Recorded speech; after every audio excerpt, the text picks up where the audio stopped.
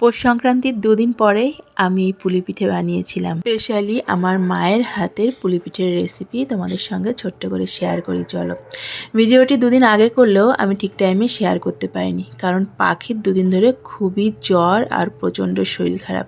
সব সময় ওর কাছেই আমাকে থাকতে হচ্ছে, যার কারণে ভিডিও এডিটিংও করতে পারিনি আর শেয়ার করা তো দূরে থাক। প্রথমেই মুগের ডালটা হালকা ভেজে জল দিয়ে দিয়েছিলাম। ভালো মতো ডালটা ফুটে উঠলে, জলটা শুকিয়ে গেলে সামান্য চালের গুঁড়ো দিয়ে নেড়ে চেড়ে আটাটা কেড়ে নিলাম। আমার মায়ের হাতে এই রেসিপিটা দুর্দান্ত হতো। এই পুলি পিঠের রেসিপি অনেকের হাতেই খেয়েছি, কিন্তু মায়ের মতো কারো হাতেই দেখি না। তো আটাটা একটুখানি ঠান্ডা হয়ে যাওয়ার পর আমি বানাতে বসলাম। যেহেতু একা একা করব, তাই একটু আগে ভাগেই শুরু করেছি। পাখিকে খাওয়ানো দাওয়ানোর পর দুপুরের খাওয়া দাওয়ার পর্ব মিটে গেছে আমার। আর আমার টুনটুন পাখি তো ঘুমায় না। ঠিক এই দিনে রাত 12টা অবধি পাখি সুস্থ ছিল। রাত 12টার পর জানি না কি হলো, প্রচণ্ড জ্বর তার। আর এই দুদিন সে জ্বরেই ভুগছে সে। আজকে সন্ধ্যের পর থেকে একটুখানি জ্বরটা ছেড়েছে আর একটু ভালো আছে, মাথাটা তুলতে পারছে। তো ভাবলাম ভিডিওগুলো যেহেতু করাই আছে, আমি এডিটটা করে নিই, নাহলে তোমাদের সঙ্গে তো শেয়ার করতেই পারছি না।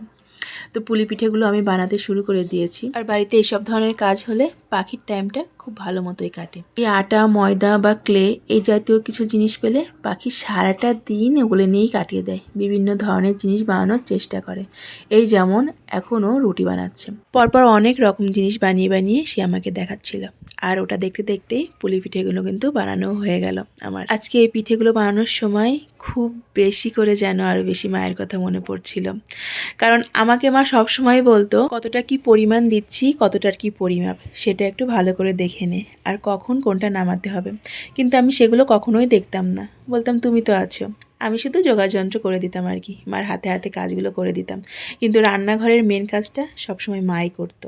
আর সেই স্বাদটাই যেন আমাদের কাছে অমৃত ছিল।